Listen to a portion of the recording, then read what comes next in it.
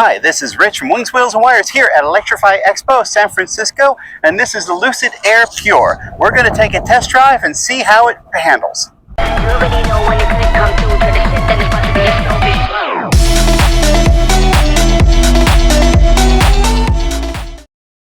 The Lucid Air is a beautiful vehicle and arguably the best EV you can buy.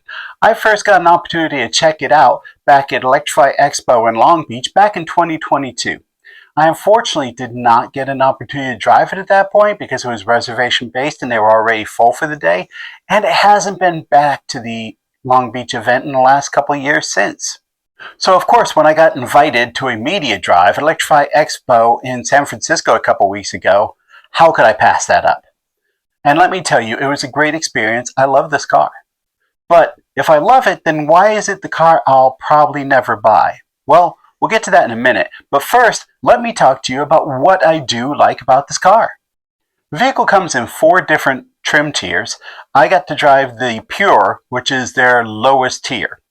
Now, don't let that term fool you, because even at this lowest tier, the vehicle is still awesome with 430 horsepower, a 0 to 60 of 4.5 seconds, and a range of 420 miles, as well as a ton of luxury features. This may be their lowest tier, but it is still a top shelf experience. They do have 3 higher models, which have a faster 0 to 60s, more range in their absolute top tier, and of course much higher sticker prices.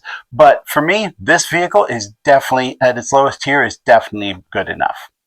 The only visible downgrade, which ironically enough is my favorite part, is that in all the higher tiers you have a glass roof like the Teslas do, which I personally hate. This one has a more traditional aluminum roof with an actual padded headliner like you have in regular cars. Tell me, do you prefer that or do you prefer the glass roof? I personally cannot stand the glass roofs. I love convertibles because you can get the airflow, but just having a glass over your head letting the sun in, I know it's tinted, but you still get sun, and not in the airflow, I personally can't stand. What do you think?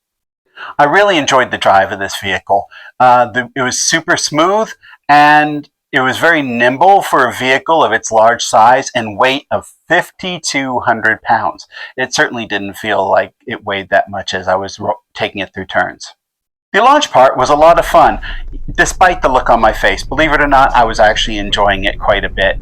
It was kind of interesting though, because this is where the vehicle smoothness kind of worked against it, because it didn't feel like I was launching as quickly as I really was. For example, my i3 actually feels like I'm accelerating faster than this felt, even though this is accelerating at twice the speed that my i3 does. So if this car is so great, why won't I be buying it? Well, there are a couple reasons, and the very first one is absolutely not the Lucid Air's fault, and that is that I just don't have the need for a large sedan. The 2 types of vehicles in my future are either 1, a small, light, cheap runabout like my i3, or check out this video to see what it would be if it wasn't the i3, or the other option would be a large 7-seater SUV, which makes me very excited about their upcoming Lucid Gravity SUV. Now that one might be in my future. And reason number 2 is you get what you pay for, or more to the point, you pay for what you get.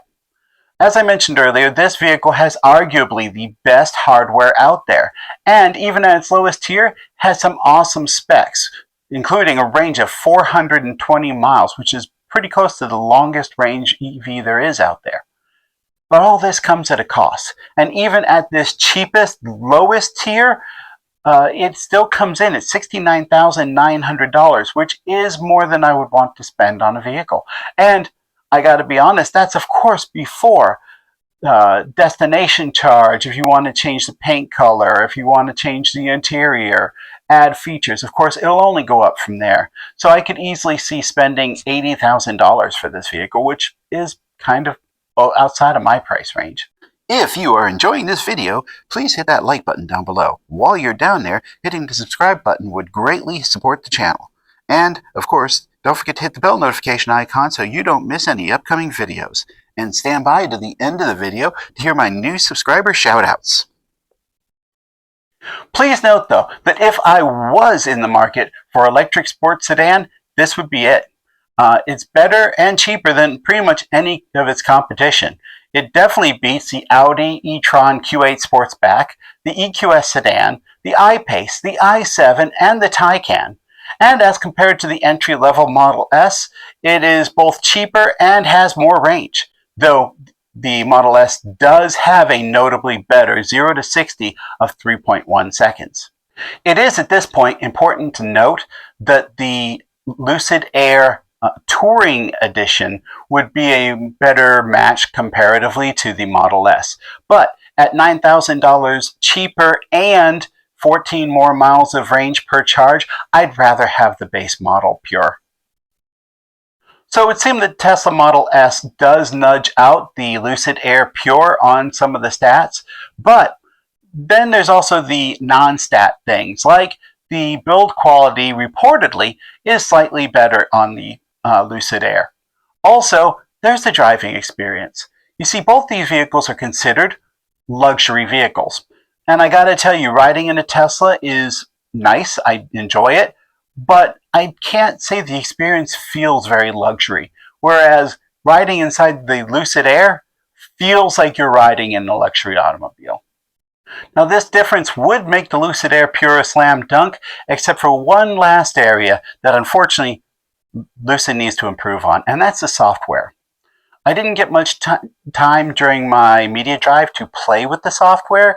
The amount that I did, it worked beautifully. But I've read a lot of reports that say that sometimes it can be a little glitchy as compared to Tesla's buttery smooth experience. In summary, it was a beautiful automobile. It drove great. I really enjoyed the experience.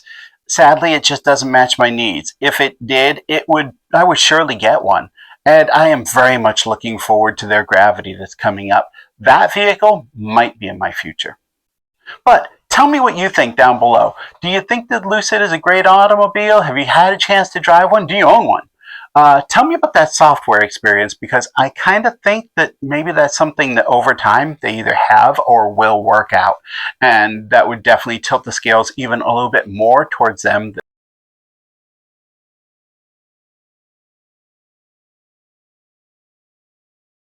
Alright, that's it for the video. Stick around for the subscriber shout out. Up here is a video YouTube thinks you'll like, and down here is my video on depreciation that I worked really hard on, but nobody watched. Alright, check that one out, please. And now it's time for the subscriber shout-outs.